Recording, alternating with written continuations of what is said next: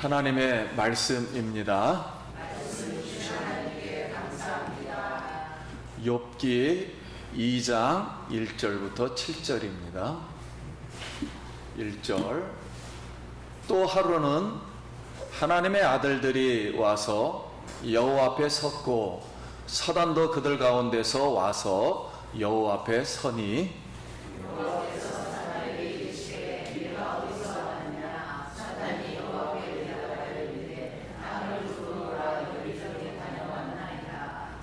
여호와께서 사단에게 이르시되 내가 내 종 욥을 주의하여 보았느냐.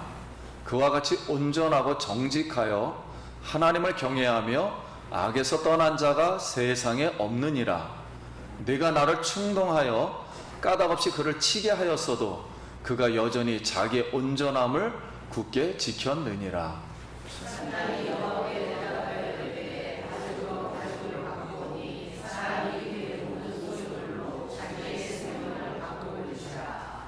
이제 주의 손을 펴서 그의 뼈와 살을 치소서. 그리하시면 틀림없이 주를 향하여 욕하지 않겠나이까. 여호와께서 사단에게 이르시되 내가 그를 내 손에 향하리로라. 다만 그의 생명을 해하지 말지니라.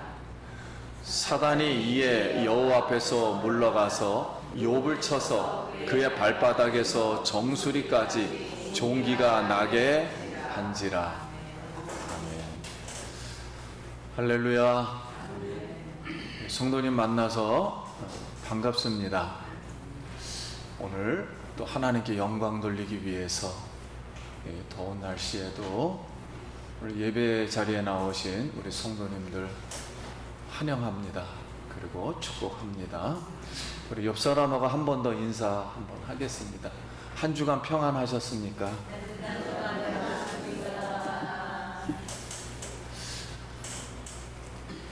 한 20년 전에 이렇게 뭐 아재 개그를 할까요? 이렇게 질문들이 이렇게 개그들이 몇 개 있었어요. 그 중에 저희들이 했던 내용이 뭐냐면 이 세상에서 가장 갈비씨가 누구냐? 그래서 비싸이로 막가. 그리고 또 일본에서 가장 악독한 사람이 누구냐? 그랬더니 깐데 또 까. 그 말이 있었어요. 근데 오늘 하나님께서 사단이 욥을 1차로 시험을 했는데 2차로 연타해서 또 시험하는 내용입니다. 그러니까 연타로 왜 시험이 오는가? 왜 깐데 또 까는가? 네, 그런 내용입니다. 우리가 이제 1장에서 결국 사단을 통해서 하나님의 허락하에 사단이 욥을 쳤어요.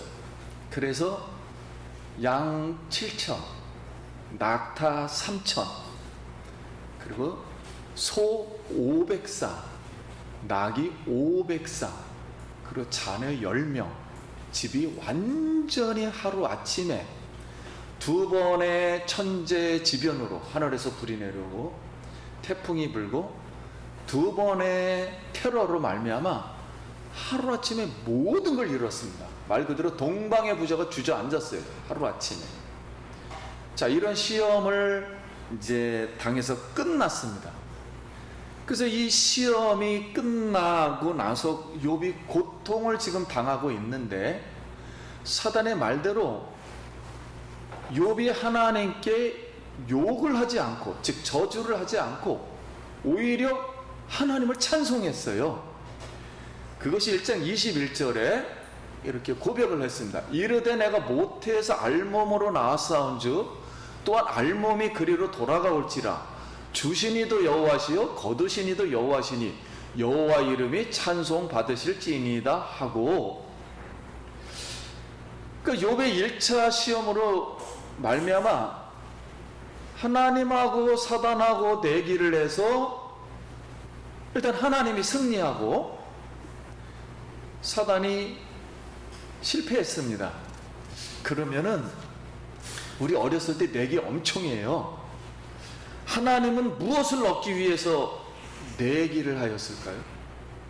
그리고 내기에서 하나님이 이기셨다면 무엇을 얻기 위해서 이 어마어마한 시험의 내기를 하였을까 하는 것입니다. 자, 성도님, 이거의 답은 성도님 각자 하나님의 지혜를 한번 생각해 보시길 바랍니다. 그럼 오늘 2장 1절은 또 하루는으로 시작을 하는데 이 세 번째로 쓰이는 하루입니다. 1차와 2차 때 쓰이는 하루가 아니고 이 하루는 다시 사단이 하나님의 천상회의에 참석을 했습니다. 그래서 2차 회의를 열고 있는 하루입니다. 그래서 1차 하늘 회의에서는 하나님하고 사단하고 대화했던 내용을 다시 2차 오늘 천상회의에서도 똑같이 반복을 합니다. 그래서 하나님이 사단에게 너 어디 갔다 왔느냐? 그랬더니 사단이 여기저기 두루 돌아다녀 왔나이다 그랬습니다. 그랬더니 하나님이 다시 사단에게, 여호와께서 사단에게 이르시되 내가 내 종 욥을 다시 주의하여 보았느냐? 그와 같이 온전하고 정직하여 하나님을 경외하며 악에서 떠난 자가 세상에 없느니라. 내가 나를 충동하여 까닭없이 그를 치게 하였어도, 이게 1차 이제 끝난 거죠. 그가 여전히 자기 온전함을 지켰느니라. 이렇게 하면서 사단에게 욥을 엄청 다시 칭찬했습니다. 1차 때도 칭찬을 했는데 1차가 끝나고 나서 다시 칭찬을 했어요. 그랬더니 사단이 다시 하나님께 이의를 제기했습니다. 어떻게 제기했느냐? 사단이 여호와께 대답하여 이르되 가죽으로 가죽을 바꾸오니 사람이 그의 모든 소유물로 자기 생명을 바꾸올지라 그랬습니다.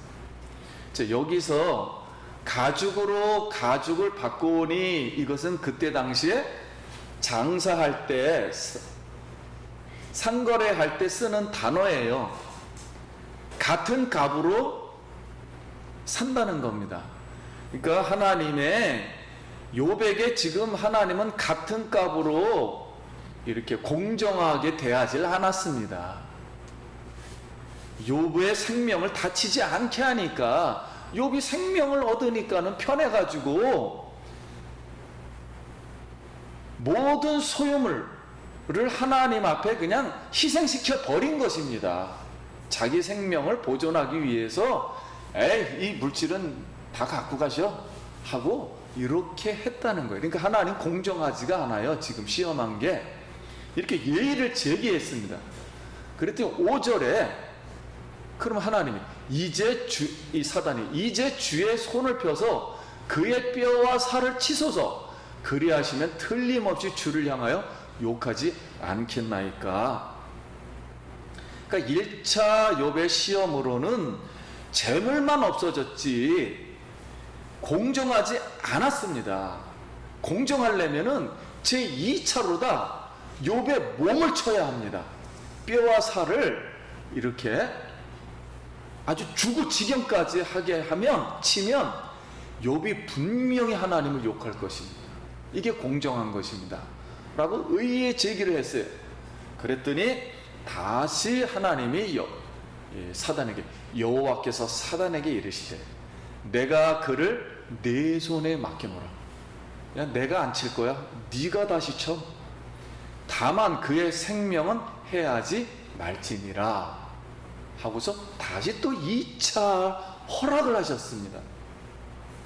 근데 우리가 여기서 알 것은 이 사단이라는 존재는 사람이 하나님 앞에 욕하길 바라고 있는 것 같아요. 항상 저주하길 바라고 있는 것 같습니다. 그러니까 다시 말하면 항상 우리 믿는 사람이 하나님 앞에 원망하고 불평을 하기를 만들고 있다는 거예요. 계속 충동을 하고 있다는 것입니다. 이 머리가 너무 빨리 돌았나 봐요. 사단이 치고 나서 요거 안 되면 또 요렇게 해야지. 머리가 너무 좋은 거예요. 그러니까 충동적이죠. 사단의 특징이 충동적인 게 있는 것 같아요. 그러면 우리 대부분 실수하지 않습니까? 그래서 불평하도록 만들었어요.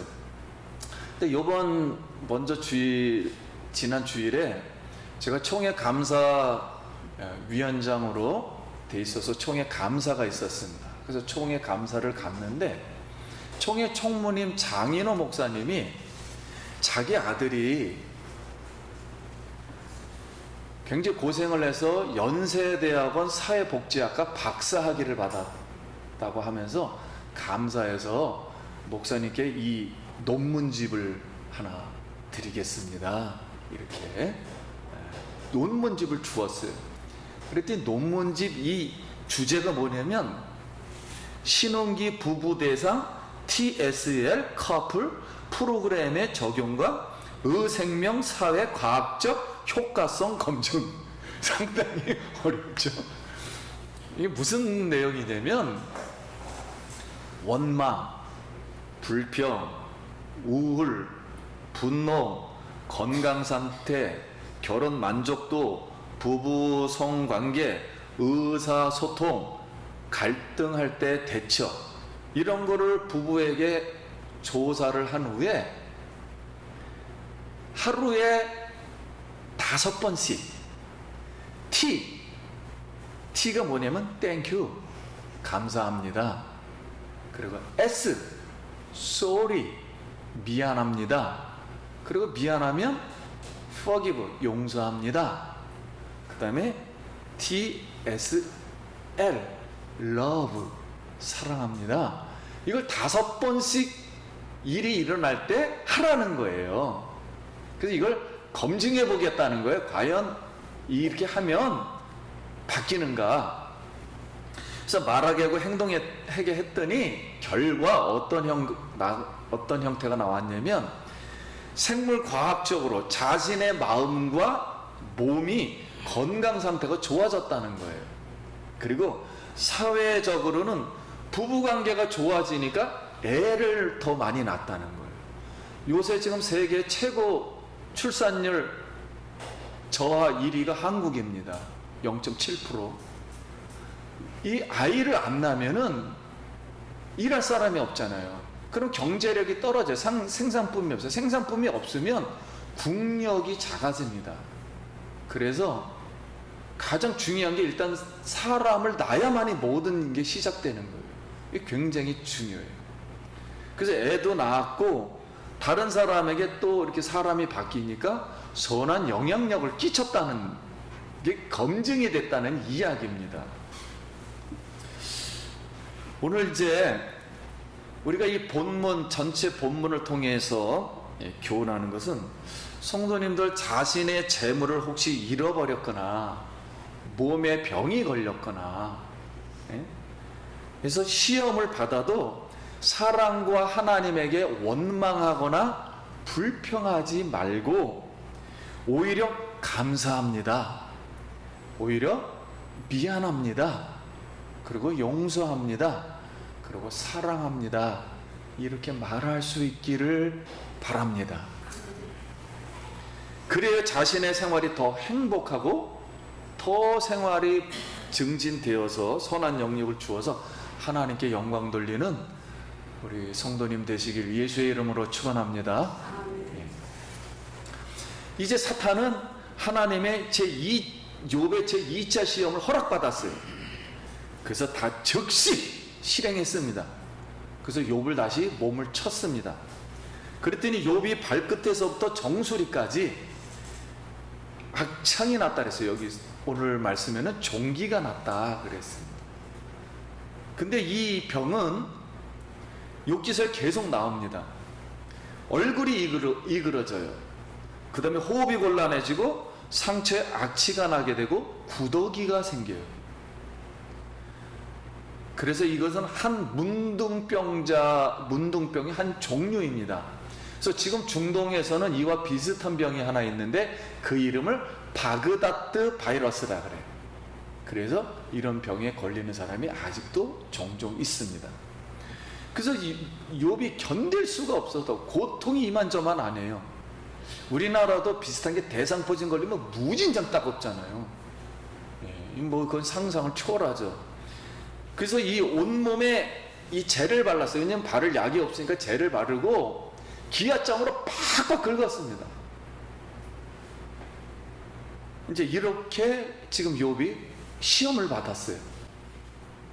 그럼 본문 전체에 우리가 다시 한번 생각할 것이 있어요. 욥은 제1차 때 시험 받는 자세와 2차 때 시험 받는 자세가 똑같아요. 근데 사단도 마찬가지. 1차 때 시험하는 동기와 2차 때 제안하는 동기가 똑같습니다. 하나님도 사단이 제안하는 그 동기를 그대로 허락하는 것과 제2차 때 그대로 허락하는 게 똑같아요. 그 똑같은 방법으로 지금 진행을 2번 지금 진행하고 있는 겁니다. 그러면 우리가 한 가지 질문이 생겨요. 왜 욥은 시험이 왜 한 번으로 끝나지 않았을까? 왜 2번까지 해야 하는 이유가 무엇일까요? 하나님 입장에서 생각할 때 왜 하나님은 2번까지 꼭 해야만 하는 걸까? 여기에 첫 번째 우리가 생각할 것은 2번 시험을 반복하여 욥이 극심한 고통과 고난 속에 있었지만 성경은 이렇게 말했습니다. 신앙의 온전성을 지켰다 그랬어요. 욥이. 이 신앙의 온전성을 지켰다는 것이 중요하다는 걸 강조하기 위해서, 그래서 2번이 임했다는 거죠. 연타로다. 그래서 성도님, 신앙의 온전성이 무엇입니까? 우리 신앙, 순전하고 정직하여 하나님을 경외하고 악에서 떠난 것. 신앙의 온전성을 얻기 위해서 하나님은 내기를 하셨는지도 몰라요. 그래서 신앙의 온전성을 지키는 우리가 되길 간절히 소원합니다. 2번째는 시험을 2번까지 하는 이유는 감당할 수 있고 피할 길이 있기 때문에 하나님이 시험을 했다는 거예요. 그래서 이 히브리서는 하나님의 자녀를 하나님이 징계하는 이유는 하나님은 미쁘사 신실하사 아직도 하나님의 자녀가 신실할 성이 남아있기 때문에, 그리고 시험을 극복할 수 있는 능력을 하나님이 더 주실 수 있기 때문에 2번 계속 연타로 시험을 했다는 거예요. 그래서 우리가 하나님이 그 징계하는 사람을 사랑하기 때문에 징계한다 그랬습니다. 그러니까 하나님이 사랑하는 이유는 그 사람이 아직도 신실하고 어떤 시험이 와도 하나님이 능력 주시면 이길 수 있다고 보았기 때문에, 그래서 하나님을 사랑할 수 있기 때문에 징계한다 그랬습니다. 우리 성도님들 더욱더 사랑의 마음을 가지고 하나님 사랑할 수 있기 바랍니다. 그래서 고린도전서 10장 13절에 사람이 감당할 시험 받기는 너희가 당한 것이 없나니 오직 하나님은 미쁘사 너희가 감당하지 못할 시험 당함을 허락하지 아니하시고 시험 당할 즈음에 또한 피할 길을 주사 너희를 등이 감당하게 하시느니라. 그래서 피할 길을 우리 모두 기도하고 또 기도하고 또 손을 들고 또 무릎 꿇고 기도하고 하나님 앞에 도움을 구하기를 간절히 소원합니다. 세 번째는 예수님은 하나님 나라를 말씀하실 때 항상 이렇게 말씀하셨어요. 내가 진실로 진실로 너희에게 이르노니. 그래서 2번을 반복했는데 2번을 계속 반복하는 게 성경이 엄청 많아요. 그 이유는 히브리의 문법이라 그러죠. 증인의 수라는 거예요. 그래서 이 내용은 진실한 거다, 진리이다, 하나님의 진리이다. 즉 세상의 내용이 아니고 하나님 거가 틀림없다. 그래서 하나님의 진리라는 것을 증명하고, 그러니까 하나님의 진리라는 것은 하나님 나라, 하나님의 일을 선포한다는 뜻이에요. 이건 반드시 하나님의 일이라는 거예요. 그래서 그걸 선포한다는 뜻으로 2번을 반복해서 말씀을 하고 시험을 한다는 겁니다. 그러면 여태까지 욥은 죄를 짓지를 않았어요. 그런데도 죄를 짓지 않는 사람을 의인이라고 합니다. 의인도 고난과 고통을 이유 없이 받는 거예요. 꼭 잘못했기 때문에 하나님께서 벌을 내리지 않는다는 거예요. 잘해도 벌을 내린다는 거예요. 잘해도. 그래서 죄가 없어도 고통과 고난을 받는다는 것은, 그러면 죄 없이 내가 고통과 고통을 받는 게 억울하잖아요, 우리 입장에서는. 그것이 바로 신앙의 온전성을 지키는 것이고 하나님을 경외하는 것이며, 하나님을 경외함 속에는 죄를 짓지 않는 그리스도인들이 그 과정 속에서 반드시 시험을 받고 고통과 고난을 받는다는 게 포함되어 있다는 거예요. 그 길을 가야만 해야 한다는 거예요.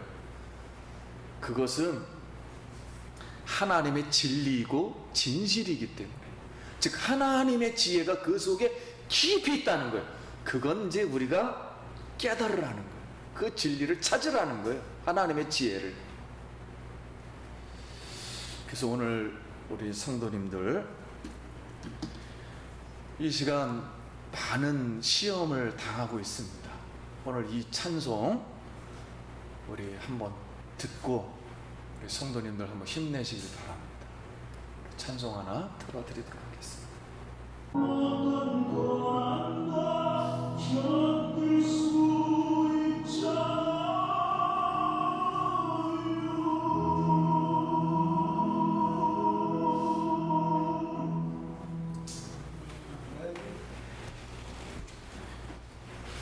우리 다 같이 아멘 한번 해봅시다. 우리 사랑하는 우리 성도님,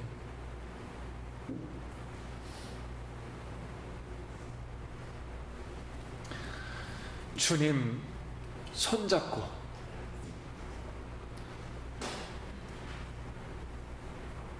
일어나기 바랍니다. 말씀 마칩니다. 지금 각자 다 생활과 상황이 다릅니다. 시험 받을 내용도 다르고 사건도 다르고 사연들이 각 가정마다 다 있습니다. 개인마다 있고, 남편의 문제, 아내의 문제, 자녀의 문제, 직장에 관한 문제, 재물에 관한 문제, 건강에 관한 문제, 또는 술동적으로, 또는 도박으로, 또는 언어폭력으로, 또는 집의 불안정으로 등등 많은 사연들이 있습니다. 이런 시험 같은 것이 우리에게 무거운 짐이 있다 할지라도, 수고하고 무거운 짐진 자들아 다 내게로 오라. 내가 너희를 쉬게 하리라. 원망과 불평하지 말고 감사합니다, 미안합니다, 용서합니다, 사랑합니다, 다시 한번 하나님 앞에 기도하고 외치고 부르짖고 무릎 꿇고, 그래서 하나님의 전능하신 하나님의 이름을 다시 한번 불러서 모든 시험에서 승리하기를 예수의 이름으로 축원합니다. 같이 기도하겠습니다.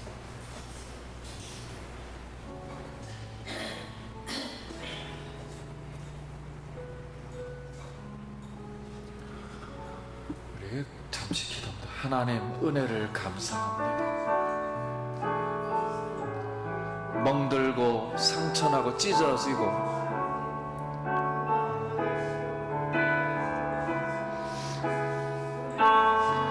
가시밭길을 가고 마음에 힘든 마음의 길을 간다 할지라도 무거운 짐을 주님 걷어주시고 우리 짐이 가볍도록 시험을 견딜 수 있도록 극복할 수 있도록 형통할 수 있도록 주님 은혜를 더하여 주시옵시고 주님이 손잡고 걸어 주시옵소서. 하나님 감사합니다. 주님 손잡고 일어서길 원합니다. 하나님 고통 중에 고난 중에 시험 중에 있는 각 성도님들 위로하시고 하나님을 바라볼 때 하늘의 평화를 내려 주시옵소서. 예수님 이름으로 기도합니다. 아멘.